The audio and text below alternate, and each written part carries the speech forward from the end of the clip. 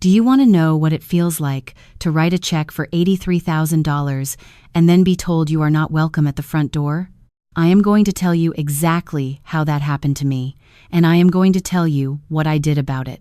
Because I am 62 years old, I have buried a husband, raised 2 children on a teacher's salary, and I have learned one thing that took me far too long to understand. The quietest response is almost always the most devastating one. It started the way most painful things in my life have started, not with a shout, not with a slammed door, but with something small, a hesitation, a glance. The kind of thing you notice in the corner of your eye and then talk yourself out of believing. My son had wanted to open a restaurant since he was 19 years old. He used to stand in my kitchen in Decatur, Georgia, watching me cook Sunday dinner, and he would say, "Mama, one day I am going to have a place where people come from all over just to eat food that tastes like yours." I believed him. I always believed him. That is the thing about being somebody's mother. You hold their dreams longer than they do sometimes. Carry them through the years when they stop believing. Keep them safe until the right moment arrives. The right moment arrived when my son was 34. He had found a space in Midtown Atlanta, a beautiful old building on a corner lot with high ceilings and exposed brick and windows that caught the afternoon light in a way that made everything look golden. He called me on a Tuesday evening, and his voice had that electricity in it that I had not heard since he was a little boy on Christmas morning. He said, "Mama, I found it. I found the place." I drove out to see it that weekend. I walked through every room.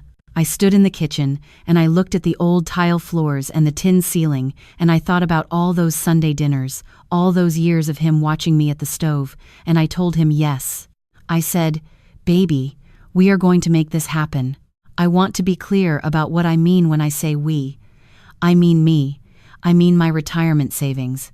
I mean the money my late husband and I had set aside for 30 years, the money I had added to carefully and slowly after he passed, the money I had protected through every hard season because I was raised to believe that you build something and you leave it standing.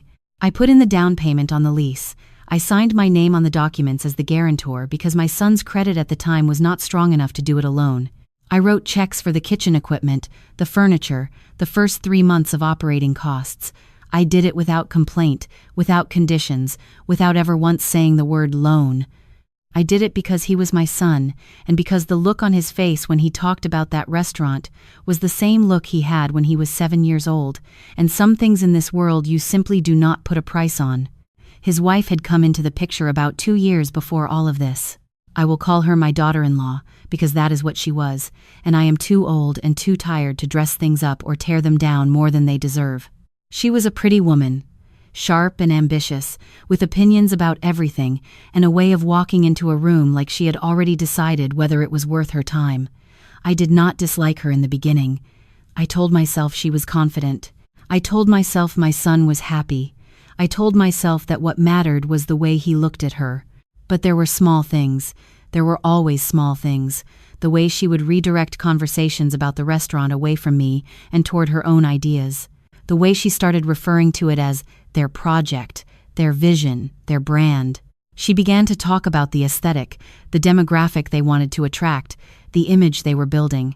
She used words like curated and elevated, and she said them in a way that I noticed always seemed to land just slightly in my direction. Like a door being politely, firmly closed. I told myself I was imagining it. I am a 62-year-old black woman from Decatur who wore her good church shoes to meet the interior designer my daughter-in-law had hired. I am not naive about the kind of thing that can happen when someone decides you do not fit the picture they are building. But I told myself I was imagining it. Then came the November planning meeting. The restaurant was scheduled to open on the second Friday in February. A soft launch, they called it, invite only, press and influencers, and a curated guest list. My daughter-in-law had taken over most of the event planning by then, which was fine by me. I am not a party planner. I am the woman who made it possible for there to be a party, and I was content with that. I drove over to their house on a Sunday afternoon to go over some of the final paperwork my son needed me to review. He had asked me to come at 2 o'clock. I arrived at 5 minutes past 2, which I know because I looked at the clock on my dashboard before I got out of the car. I let myself in through the side door the way I always did, the way my son had always told me to because he said knocking at his mama's house was unnecessary. The kitchen was empty. I could hear voices from the dining room. I was not trying to listen. I want to say that clearly. I set my purse down on the kitchen counter, and I was about to call out when I heard my daughter-in-law's voice, and something in the tone of it made my hand stop before my mouth opened. She was on the phone. I heard her say, "The list is finalized," and then she laughed a little and said, "Yes, I made sure of it." And then she said, "Honestly, I just cannot have her there that night. It would completely undermine everything we are trying to communicate about the brand. She is sweet, she really is, but you have to understand the clientele we are going after.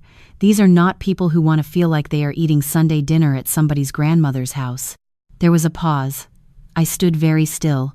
Then she said, "My husband will manage it. He is good at that. He will tell her it is a small venue, limited capacity, immediate family only. She will understand. She always understands." I stood in that kitchen for what felt like a very long time. I did not move.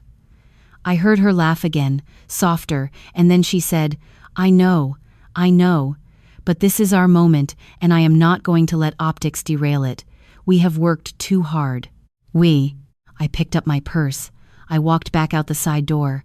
I sat in my car in their driveway for 4 minutes. I know it was 4 minutes because I watched the clock. Then I drove home. My son called me that evening. He said, "Mama," about the opening night, and I could hear the way he was building up to something, the way he used to sound when he was 12 and had broken something and was trying to find the gentlest angle of approach. He said, "It is a really small venue, and we have got so many industry people and press coming. It is just going to be very crowded and chaotic, and I thought maybe you could come the following weekend when we do the family dinner instead."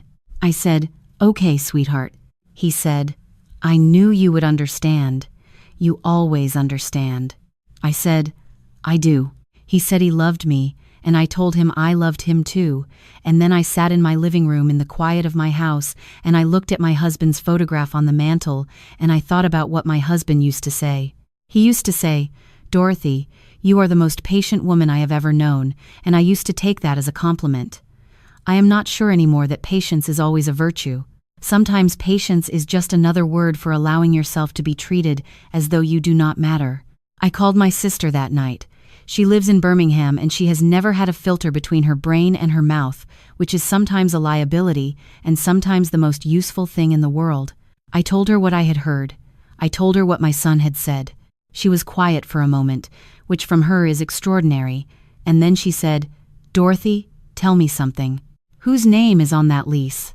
I said, "Mine." She said, "And whose money bought every piece of equipment in that kitchen?" I said, "Mine." She said, "Then I think you know what you need to do." I slept on it. That is the truth. I am not a woman who acts in anger. I have made too many decisions in anger in my life, and they have cost me in ways I am still paying for. I needed to be clear. I needed to be certain that what I was feeling was not hurt, pride, or the wounded feelings of a mother who wanted to be included and was having trouble letting go. I sat with it for 2 days. I prayed about it. I talked to my husband's photograph, which I know sounds like a thing a lonely old woman does, but he was the wisest person I have ever known, and sometimes just speaking words out loud in his direction helps me hear them more clearly. And what I heard, clearly, was this. My daughter-in-law had not excluded me because the venue was small. She had excluded me because she was ashamed of me. She had used my money to build something, and then decided I was not the image she wanted attached to it. She had asked my son to manage me, and my son, my boy who used to watch me at the stove and say one day he would cook food that tasted like mine, had done exactly that. He had managed me, and I had said, "Okay, sweetheart," and I do, and let him go believing that everything was fine. On the 3rd morning I called my attorney. I want to be precise about this because precision matters when you are talking about the thing that came next. I had a very clear, very detailed conversation about my position as the guarantor on the lease and the implications of my name being on those documents. Then I called the leasing office of the building directly. I had a professional, courteous, extremely specific conversation with the property manager whose name I had in my files because I had signed documents in her office myself. I reminded her of certain terms. I asked certain questions. I listened carefully to the answers. Then I called the primary equipment vendor, a restaurant supply company in Norcross that I had written 2 separate checks to. I had kept every receipt, every invoice, every email confirmation, because that is how I was raised. My mother taught me that paper is the only thing that does not lie. I did not call my son. I did not call my daughter-in-law. I did not send a message or an email, or show up at their door. I sat in my kitchen and I made my calls, and when I was finished I put the kettle on and I made myself a cup of tea and I watched the birds at the feeder in my backyard. The opening was on a Friday. I know what happened because my sister drove up from Birmingham that Thursday and she sat with me in my living room and we watched an old movie and ate leftover soup, and she held my hand during the parts where I needed it. I did not go anywhere near Midtown Atlanta that night. I did not need to. My son called me at 9:17 that Friday evening. I know the time because I had not been asleep. I was sitting in the chair by the window with the lamp on and my reading glasses pushed up on my head and my sister asleep on the couch, and I picked up on the second ring. He said, "Mama," just that. One word, and I already knew the shape of what was coming. He said, "The property manager came tonight, before we even opened the doors. She had paperwork. She said there was a dispute regarding the guarantor status on the lease and that the property could not be operated commercially until it was resolved." He said the word resolved in a voice I had never heard from him before. Something scraped hollow. I said, "I know." The line went quiet. I said, "Your father and I spent 30 years building what I gave you. I signed my name on those documents because your credit was not enough and because I trusted you. I gave you everything you needed to make your dream happen, and then your wife decided that I was an embarrassment to the brand." He said, "Mama?" I said, "I heard her. I was standing in your kitchen in November and I heard every word. And then you called me and told me the venue was too small and I said, okay, sweetheart, because I wanted to give you the chance to tell me the truth yourself. But you managed me instead." He did not say anything. I said, "I love you. I will always love you. But I have spent 62 years being quiet in rooms where I should have spoken, and I am done with that now." He said, "The caterers already set up, the florist, the bartenders, people were starting to arrive." I said, "I imagine they were." He said, she is very upset." I thought about what I wanted to say to that. I thought about the words she had used: curated, elevated, brand. I thought about the way she had laughed on the phone. I thought about somebody's grandmother's house. I said, "I hope she is not too upset to have a productive conversation with the property manager. I understand she is very good at those." I let him think about that for a moment. Then I said, "Marcus, listen to me. I did not do this to hurt you. I did not do this out of spite or bitterness or because I wanted to ruin something you built. I did this because you let your wife treat your mother like a liability, and then you helped her do it, and somewhere inside you, I believe you knew that was wrong, and you did it anyway because it was easier than standing up. And I need you to understand that there are consequences to that, not because I am cruel, because that is simply how the world works." He was quiet for a long time, and then he said, "I am sorry, Mama." I said, "I know you are." I said, "When you are ready to have a real conversation, not a managed one, I will be here. I am not going anywhere. I am your mother. But I am also a person, and the next time someone asks you to treat me like I am less than that, I need you to remember tonight." He said, "Yes, ma'am." That was the first time in several years that my son had said "yes, ma'am" to me. It is a small thing. It is also not a small thing at all. My sister woke up when I came back into the living room. She looked at me over the back of the couch and she said, "Well?" I said, "Well." She said, "How do you feel?" I thought about it. I sat down in my chair and I pulled the blanket over my legs and I looked at my husband's photograph on the mantel and I said, "I feel like myself." She said, "Good. That is the whole point." I want to say something about the weeks that came after, because I think people sometimes hear a story like this and they imagine a clean ending, a door swinging open, a tearful reconciliation with music in the background. Life is not constructed that way, and I am too old to pretend that it is. What happened in the weeks after was slow and uneven, and sometimes very painful. My son came to see me 11 days later, alone, without his wife, and he sat at my kitchen table the way he used to sit as a boy, and he talked to me for 3 hours. Not managed talk, real talk. He told me things he had been carrying that I had not known about. I told him things I had been carrying that he had not known about. We cried twice, which I am not embarrassed to admit. We are a family that cries when things matter, and that kitchen table has seen enough tears over the years that 2 more did not change its character. He told me that his wife had not understood, at first, why what she had done was wrong. She had seen it as a practical decision, a business decision, a question of optics and market positioning, and she had been genuinely confused by the severity of the response. He said explaining it to her had taken more from him than almost anything he had ever done in his marriage. I said, "Good. That means he did it honestly." He smiled at that. It was a tired smile, but it was real. The restaurant did eventually open. It was 3 weeks later than planned, and the soft launch was significantly less grand than my daughter-in-law had envisioned, and the press coverage was limited to a small local blog that I understand does not have a very large readership. But the food was good.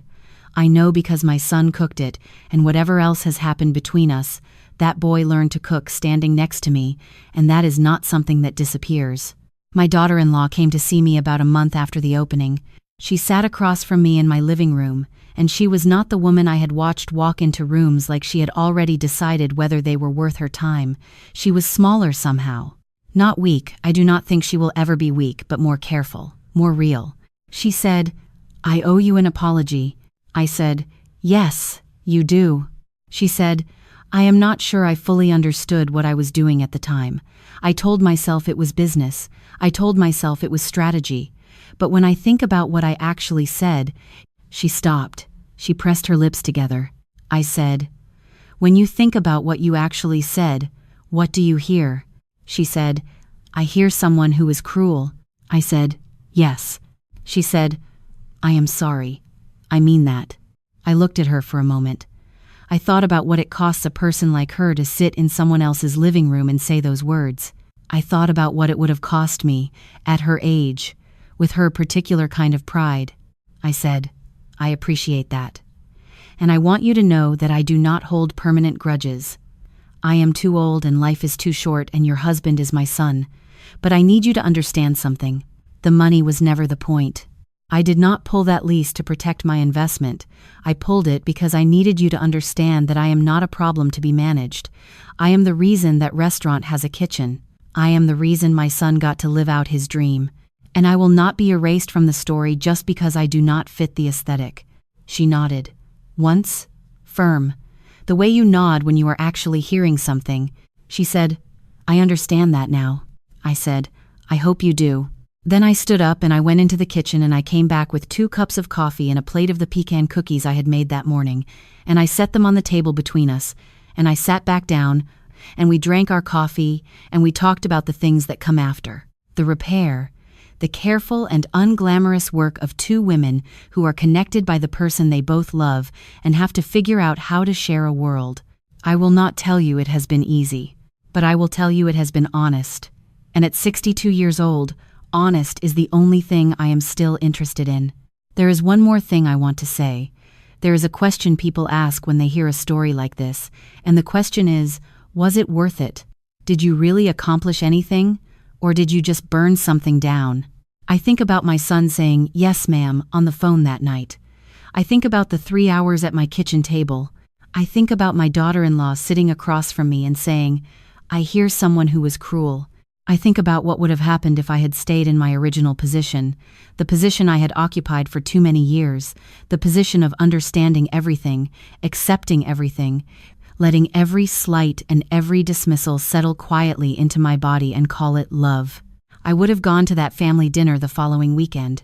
I would have sat at a table in the restaurant my money built, and I would have smiled and I would have said it was wonderful, and I would have driven home to Decatur and sat in my living room with my husband's photograph and the particular kind of grief that comes from having made yourself invisible for too long. That was not worth it. This was, I am 62 years old. I have been patient and I have been gracious and I have been quiet in rooms where I should have spoken. I will tell you what my mother told me and what I believed for a long time, that those are qualities worth having. They are. But they are not the whole story. because there comes a point in a woman's life where quiet stops being wisdom and starts being surrender, and the only person who can recognize that line is the woman herself. I recognized it standing in my son's kitchen in November, listening to the voice of a woman who thought I was just something to be managed. And the morning I picked up the phone and made my calls, I was not angry. I was not vindictive. I was simply, finally, done being the woman who says, "Okay, sweetheart," when what she means is, "No." My name is on that lease. It is still on that lease. And every time those big corner windows catch the afternoon light and make everything look golden, I want you to know that I am somewhere in that warmth, not as an embarrassment, not as a problem, but as the woman who made it possible. You can curate a lot of things in this life. You cannot curate the foundation,